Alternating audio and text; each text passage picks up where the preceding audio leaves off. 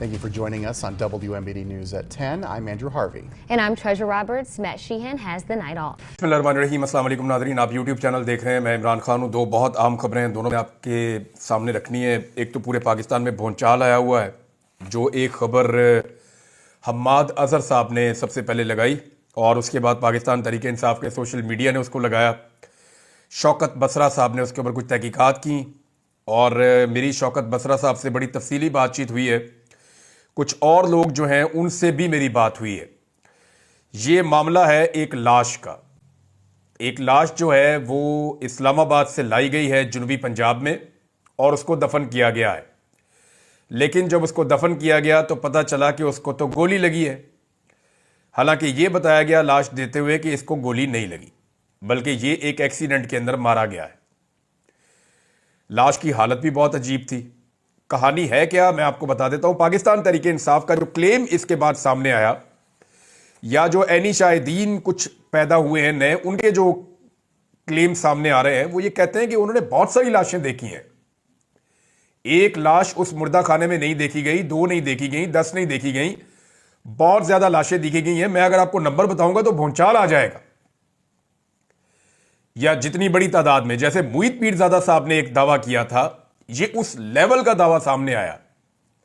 अब ये है क्या, ये मैं आपको बता देता हूं कि जनूबी पंजाब में राशिद नाम का कोई शख्स था जो जनूबी पंजाब का रहने वाला है और ये 2-2.5 माह से अपने रिश्तेदारों या अपने घर वालों से राब्ते में नहीं था।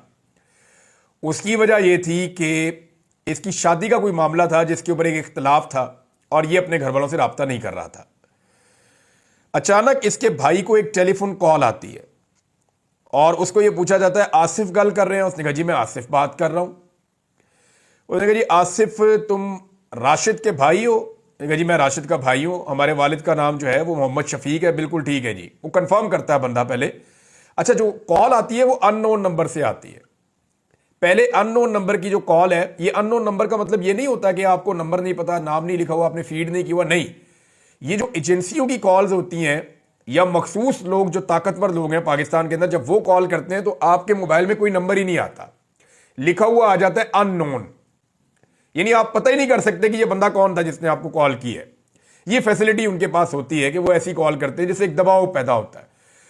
वो आसिफ के बकौल जो मामला बाहर आया कि वो उठा नहीं रहा था उस कॉल को, वो डर रहा था क्योंकि ये सारे पाकिस्तान तहरीक इंसाफ के लोग हैं और ये सोशल मीडिया पे पोस्टें वगैरह करते रहते हैं, तो उन्हें लगा शायद कि हमारे लिए कोई मुश्किलात पैदा होने जा रही है। हम पोस्टें वगैरह करते हैं, इमरान खान को सपोर्ट करते हैं, तो ये अननोन नंबर से कॉल आ रही है, कोई नई मुसीबत ना बन जाए।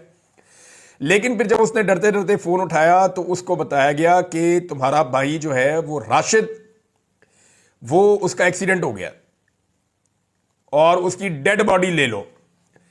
इस पे उस बंदे ने कहा, जो आसिफ है, उसने ये कहा जी कि मैं आप पे कैसे एतबार करूं, आप अननोन नंबर से बात कर रहे हैं, वो डेड बॉडी को सरकारी आदमी है, आप कौन है, अपना तारुफ करवाएं। तो उस बंदे ने ये कंफर्म करके कि ये फैमिली वही है, फोन बंद कर दिया कि तुम सब्र करो, मैं कॉल तुम्हें करवाता हूं। उसके बाद जनाब कॉल आती है दोबारा और अब के कॉल करता है एएसआई इम्तियाज। ये सब्जी मंडी थाने का एएसआई है। ये अब सारी तहकीकात मैंने की है, मैं चीजें आपके सामने रख रहा हूं। ये जो इम्तियाज नाम का एएसआई कॉल करता है, ये बताता है जनाब कि राशिद की इस्लामाबाद में रोड एक्सीडेंट में मौत हो गई है, फैमिली मेंबर आ जाए और वो आकर उसकी लाश ले जाएं।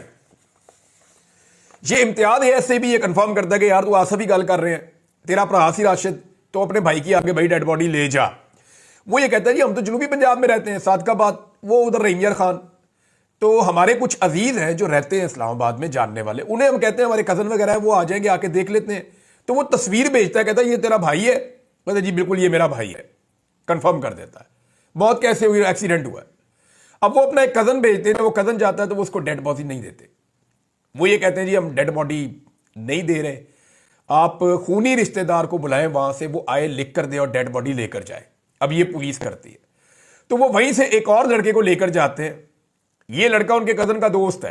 अब इसका नाम भी पता है मुझे और बहुत सारे नाम, हर बंदे का नाम है, लेकिन यहां पे नाम लेने से सिर्फ मुझे मना किया गया है कि आप नाम लेंगे तो ये जिस जिसका नाम आएगा वो बंदे उठाए जाएंगे। मामला इतना गंभीर है। तो एक और बंदा वहां जाता है, वो जाकर 6,000 रुपया देता है नकद एएसआई इम्तियाज को कि यार तुम ये पैसे ले लो हमसे और हमें डेड बॉडी आप दे दें, ये पैसे रिश्वत आप ले लें और डेड बॉडी हमारे हवाले करें, हम लेकर जाए रेमियर खान में जाके उसको दफनाएं, उसकी फैमिली के हवाले करें, उनके घर वालों का बुरा हाल है। तो अब जो है वो उनके राब्ते वाब्ते भी साथ साथ चल रहे थे।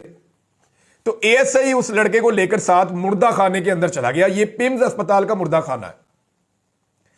एक अस्पताल के मुर्दा खाना में नॉर्मली जो है इमरजेंसी सिचुएशन में 30-40 लाशें रखने की नॉर्मल जो जगह होती है वो इतनी होती है, क्योंकि वहां पे बॉक्सेस बने होते हैं। मैं क्राइम रिपोर्टर हूं तो मैं गया हूं वहां पे। वो ऐसे बॉक्स को आपने फिल्मों में शायद देखा होगा, बॉक्स को ऐसे बाहर निकालते हैं तो उसमें एक लाश होती है, दूसरा निकालते हैं उसमें एक और होती है, तीसरा निकालते हैं उसमें एक और होती है। तो एक एक बॉक्स में एक एक लाश होती है और इसकी कैपेसिटी जो है वो 30 से लेके 100 तक हो सकती है। बहुत बड़ी तादाद में जरूरत भी नहीं पड़ती और इतनी बड़ी वो होती भी नहीं है मुर्दा खाने के अंदर कैपेसिटी, क्योंकि वो पूरा का पूरा चिल्ड होता है, बहुत ठंडा होता है, ताकि लाशें डीकंपोज ना हो, लाशें खराब ना हो। मुर्दा खाना के अंदर गया, उसने एक बॉक्स बाहर निकाला और पहचानने के लिए कहा लाश को। तो उसने बताया जी कि उस एक बॉक्स के अंदर बगैर कफन के 3 लाशें पड़ी थी।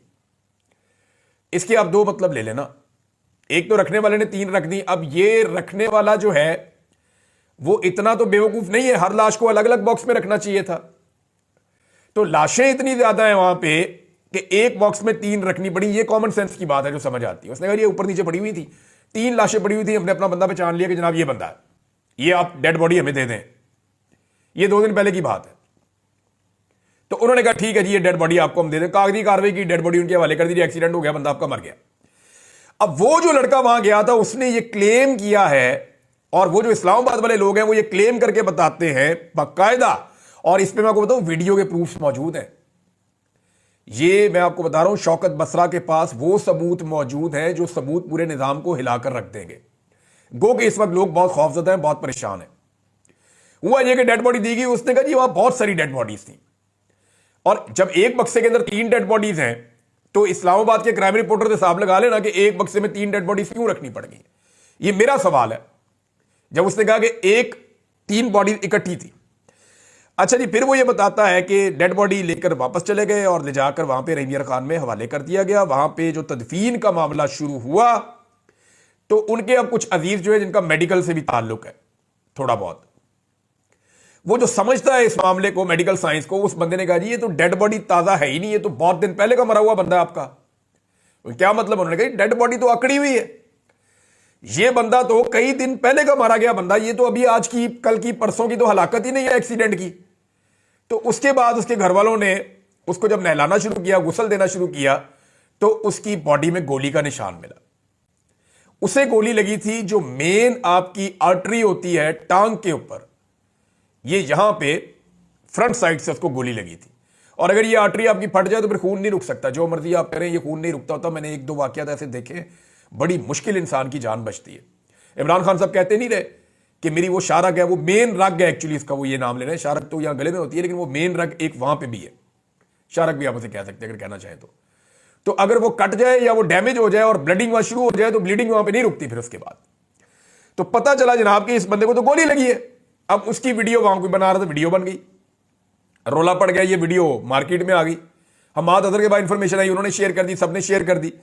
अब इससे जुड़ी सारी इंफॉर्मेशन बाहर आना शुरू हो गई है और शौकत बसरा ने बहुत बड़ा क्लेम किया। मेरी जब उनसे बात हुई तो उनके पास नाकाबिले तरदीद सबूत मौजूद हैं, लेकिन ये सारी की सारी फैमिली को इस वक्त पूरी तरह से घेरे में ले लिया गया है और जितने भी लोग इस केस के अंदर अब तक इन्वॉल्व हुए हैं उन सब अफराद को घेरे में ले लिया गया है। मैं अभी तक ये क्लेम नहीं कर रहा कि वहां कितनी डेड बॉडीज है, मैं आपको वो बता रहा हूं जो इंफॉर्मेशन मुझे इन लोगों ने दी है। अगर आप अस्पताल में बात करेंगे तो वो तो बात करने के लिए तैयार नहीं है। मैंने वहां 2-4 लोगों से बात की, उन्होंने कहा वहां तो इंफॉर्मेशन छुपा लेते हैं। बल्कि जब ये सानिया हुआ उसके बाद कई दिनों तक तो वहां पे पैरामिलिट्री फोर्सेस खड़ी रही हैं अस्पताल के बाहर। अस्पताल के अंदर आने जाने की किसी को इजाजत नहीं थी। जो सहाफी अंदर बाहर आ जा रहे थे, साकिब बशीर और मुतीउल्लाह जान साहब, इनको उठा लिया, इनके ऊपर मंशियात का पर्चा भी डाल दिया। तो कुछ तो था पिम्स अस्पताल में जिसकी वजह से इतनी पर्दादारी थी। बहरहाल ये अब उस नौजवान का क्लेम है। अब ये इतना बड़ा इल्जाम है और इतना बड़ा मामला है कि इसके ऊपर तहकीकात होनी चाहिए। देखिए, एक स्टेटमेंट मुहित मीरजादा साहब ने दिया, उन्होंने कहा जी उनके पास पक्की खबर है। फिर कुछ और लोगों ने कहा जी बहुत ज्यादा लोग जो है उनकी शहादतें हुई हैं, जितनी फायरिंग हुई है और जो बाद में इलाका साफ किया गया है उसके हवाले से भी लोगों के बड़े तहफुजात हैं। लेकिन ये जो इंसिडेंट है इसने यानी पुलिस ने ये क्यों कहा कि इसका एक्सीडेंट हुआ है, हालांकि वहां पे जब गए तो पता चला जी इसको तो गोली लगी है और वहां निशान बाकायदा मौजूद है कि इसकी बॉडी के अंदर गोली दाखिल हुई है। अब इतनी बड़ी बात सामने आ गई है, इंटरनेशनल मीडिया को बुलवाना चाहिए और हुकूमत को इसके ऊपर अपनी तफसीलात बतानी चाहिए। मुझे जो एक दो लोगों ने कहा, उन्होंने कहा जी पिम्स के ऊपर जो है वो दोबारा से कड़ी सिक्योरिटी है और वहाँ से ये मुमकिन है कि अगर कोई लाशें वहाँ मौजूद हैं तो उनको गायब कर दिया जाए। अब ये सबकी अपनी अपनी बात है। गवर्नमेंट क्योंकि मालूमात को छुपा रही है, अस्पताल में किसी को जाने नहीं देती, अस्पताल का रिकॉर्ड छुपाती है, तस्लीम नहीं करती जो हुआ है, तो फिर इस तरह की चीज़ें जन्म लेती हैं। लेकिन ये हकायक हैं जो मैंने आपके सामने रखे हैं। जो मैंने आपको बताया वो वही बताया जिसकी रिकॉर्डिंग बाकायदा वीडियो उसके अंदर मौजूद है। मैंने अपने से आपको इसमें कुछ नहीं बताया और आजाद जराए से आप इन चीज़ों को जाके कंफर्म कर सकते हैं। तो ये है जनाब अब तक की इस हवाले से सूरत हाल मैंने आपके सामने रख दी कि ये मामला क्यों उठा, इसके पीछे रीज़न क्या था। अब नाज़रीन, एक स्टेटमेंट नुसरत जावेद साहब का आया, सीनियर जर्नलिस्ट हैं। उन्होंने बताया और जो उन्होंने बताया मैं चाहता हूं कि पहले मैं वो आपको एज इट इज बताऊं, फिर आज मैं आपको वो असल कहानी सुना दूंगा कि एक्चुअली हुआ क्या था, जनरल बाजवा ने कौन सा खेल खेला था और वो क्यों खेला था। इमरान खान को अमरीकियों ने नहीं हटाया था, ये कह रहे हैं नुसरत जावेद। जनरल बाजवा को एक्सटेंशन चाहिए थी, उसने देखा इमरान खान काबू में नहीं आ रहा, उसका दिल तो फैज हमीद पर आया हुआ है, उसने अपोजिशन को डराया और खान को हटा दिया। ये नुसरत जावेद साहब ने कहा। बात गलत नहीं है लेकिन ये मुकम्मल नहीं है, क्योंकि अब ये बात शुरू हो गई है। मैंने बड़े अरसे से ये सारी चीजें अपने दिल में रखी हुई थी, मैं खोल के आज आपके सामने रख देता हूं कि हुआ क्या था। हुआ यह था कि जनरल बाजवा का दिल नहीं भर रहा था एक्सटेंशन से। जब इनको 2019 में एक्सटेंशन मिली और सारी पॉलिटिकल पार्टीज ने इनको एक्सटेंशन दी, तो जनरल बाजवा ये क्लेम करते थे कि मैं इमरान खान का आर्मी चीफ नहीं हूं, मैं सारी पॉलिटिकल पार्टीज का मुत्तफिका आर्मी चीफ हूं, पाकिस्तान का आर्मी चीफ हूं। इसीलिए वो पार्लियामेंट के जरिए से सारा करवाया गया था और लाहौर में और दीगर जगहों पे जश्न भी मनाया गया कि जनरल बाजवा को एक्सटेंशन मिल गई। अब जनरल बाजवा को एक एक्सटेंशन और चाहिए थी और वो एक एक्सटेंशन के लिए पर तोल रहे थे। 2021 में उन्होंने चेक करना शुरू किया कि 2022 में क्या इमरान खान मुझे एक और एक्सटेंशन देगा। तो जनरल बाजवा के जो बहुत करीबी लोग थे पाकिस्तान तहरीक इंसाफ में, जो इमरान खान साहब के वज़रा के अंदर भी शामिल थे, बाद में वो छोड़कर भी इमरान खान साहब को चले गए, उनसे जनरल बाजवा ने राब्ता किया और अंदाजा लगाने के लिए कहा कि जरा अंदाजा तो लगाएं कि मामला क्या है। तो जब इमरान खान साहब के साथ ऑफ द रिकॉर्ड लोगों ने बात की तो इमरान खान साहब ने कहा यार मैं पहले एक्सटेंशन देकर पछता रहा हूं, मैंने अपना असूल तोड़ा है, तो मैं दोबारा एक्सटेंशन देना है, अभी बड़ा वक्त पड़ा है, देखेंगे। इमरान खान साहब ने नागवारी का इजहार किया इस सवाल के जवाब में। यह इंफॉर्मेशन जनरल बाजवा तक पहुंच गई कि इमरान खान मुझे जाती तौर पर एक्सटेंशन मजीद देने के हक में नहीं है। अच्छा, यह बात सिर्फ बाजवा साहब तक नहीं पहुंची, आसपास भी पहुंच गई, यानी जो मिलिट्री एस्टेब्लिशमेंट के हल्के हैं उनके अंदर भी चली गई। बाजवा साहब ने बेइज्जती महसूस की, उन्होंने कहा जी एक्सटेंशन तो मैंने लेनी है, अब इमरान खान नहीं होगा, एक्सटेंशन मैं ले लूंगा, मैं अपने बंदे लाके एक्सटेंशन ले लूंगा। वैसे भी उनके दिल के अंदर एक प्यार मोहब्बत तो था मियां नवाज शरीफ साहब के साथ, वो सब जानते हैं कि जनरल बाजवा और क्या ताल्लुक है नवाज शरीफ का और जनरल बाजवा के ससुर का और ख्वाजा आसिफ का, ये नेक्सस है क्या एक्चुअली, ये सबको पता है, कुछ छुपी हुई बात नहीं है। जनरल बाजवा ने 2 टारगेट सेट किए थे, इमरान खान को हटाकर दूसरी पार्टी लाकर उससे अपने लिए एक्सटेंशन लेने के लिए 2 टारगेट थे। नंबर 1, पाकिस्तान की पॉलिटिकल पार्टीज, उनको सबको राजी करना है कि इमरान खान की हुकूमत गिरा के आप आएं और आके मुझे एक्सटेंशन दें।